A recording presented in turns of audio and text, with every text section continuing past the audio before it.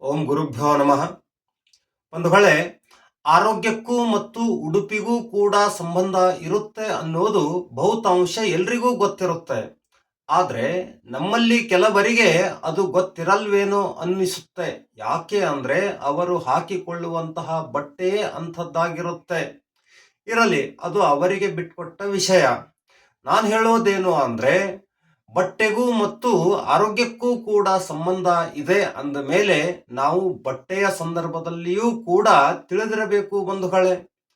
ಉಡುಪಿನ ಸಂದರ್ಭದಲ್ಲಿ ತಿಳಿದಿರಬೇಕಾದ ಸಂಗತಿ ಏನು ಅಂದ್ರೆ, ಮುಖ್ಯವಾಗಿ ಎರಡು ಮಾತುಗಳು ಗೊತ್ತಿರಬೇಕು.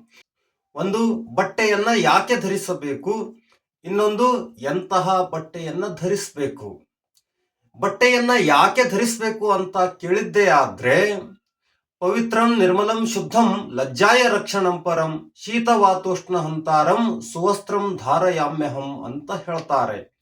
ಅಂದ್ರೆ ಅತ್ಯಂತ ಪವಿತ್ರವಾಗಿರುವಂತಹ ಶೀಲ ರಕ್ಷಣೆಗಾಗಿ ಮತ್ತು ಗಾಳಿ ಚಳಿ ಬಿಸಿಲುಗಳಿಂದ ಈ ಅಂಗದ ರಕ್ಷಣೆ, ಈ ದೇಹದ ರಕ್ಷಣೆ ಆಗ್ಬೇಕು ಅನ್ನೋ ಉದ್ದೇಶದಿಂದ ಬಟ್ಟೆಯನ್ನ ಧರಿಸಬೇಕು ಅಂತ ಹೇಳ್ತಾರೆ.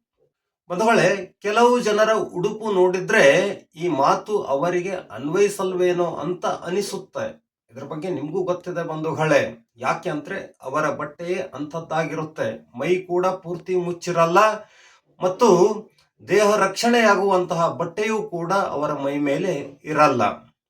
ಇನ್ನು ಎಂತಹ ಬಟ್ಟೆ ಧರಿಸಬೇಕು ಅಂತ ನೀವು ಕೇಳಿದ್ದಾದ್ರೆ, ಬಟ್ಟೆ ಸಂಸ್ಕೃತಿಗೆ ತಕ್ಕಂತೆ ಇರಬೇಕು ಮತ್ತು ಬಟ್ಟೆ ಋತುಮಾನಕ್ಕೆ ತಕ್ಕಂತೆ ಇರಬೇಕು ಅನ್ನೋದು ನನ್ನ ಮಾತು ಬಂಧುಗಳೇ. ನೋಡಿ, ನಮ್ಮಲ್ಲಿ ಎಂಥ ಸಂಸ್ಕೃತಿ ಅಂದ್ರೆ, ಈ ಬಟ್ಟೆಯೇ ಸಿಗದಿರುವಾಗ ಮರದ ತೊಪ್ಪಲು ಮತ್ತು ತೊಗಟೆಗಳನ್ನ ಮೈ ಮೇಲೆ ಮುಚ್ಚಿಕೊಂಡು ಮಾನ ರಕ್ಷಣೆ ಮತ್ತು ಅಂಗರಕ್ಷಣೆ ಮಾಡಿಕೊಂಡಂತಹ ಪೂರ್ವಜರು ನಮ್ಮವರು.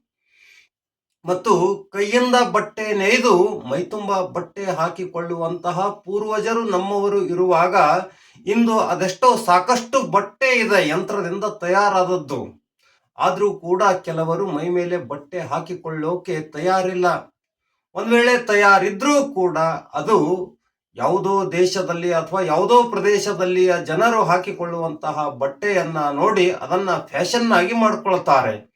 ಹೇಗೆ ಅಂದ್ರೆ, ಎಲ್ಲೋ ಶೀತ ಕಟಿಬಂಧದಲ್ಲಿರುವಂತಹ ಪ್ರದೇಶದಲ್ಲಿಯ ಜನರು ಬಿಗಿಯಾದ ಬಟ್ಟೆಯನ್ನ ಮೈತುಂಬ ಹಾಕೊಂಡ್ರೆ, ಇವರು ನಮ್ಮವರು ಬೇಸಿಗೆಯಲ್ಲಿ ಅಂತಹ ಬಟ್ಟೆಯನ್ನ ಹಾಕೊಂಡು ಬಿಪಿ ಮತ್ತು ಚರ್ಮ ರೋಗಕ್ಕೆ ಕಾರಣವಾಗುವಂತೆ ಮಾಡಿಕೊಳ್ಳುತ್ತಾರೆ. ಇನ್ನು ಎಲ್ಲೋ ಉಷ್ಣ ಕಟಿಬಂಧದಲ್ಲಿರುವಂತಹ ಪ್ರದೇಶದ ಜನರು ಸಡಿಲಾದ ಮತ್ತು ಅರೆಬಟ್ಟೆ ಹಾಕೊಂಡ್ರೆ, ಇಲ್ಲಿ ನಮ್ಮಲ್ಲಿ ಇರುವಂತಹ ಕೆಲವು ಜನರು ಚಳಿಗಾಲದಲ್ಲಿ ಮತ್ತು ಮಳೆಗಾಲದಲ್ಲಿ ಅಂತಹ ಬಟ್ಟೆಯನ್ನ ಹಾಕೊಂಡು ತಮ್ಮ ಶೀಲ ಮತ್ತು ಶೀತದಂತಹ ಅನಾರೋಗ್ಯಕ್ಕೆ ಕಾರಣ ಮಾಡಿಕೊಳ್ತಾರೆ ಬಂಧುಗಳೇ.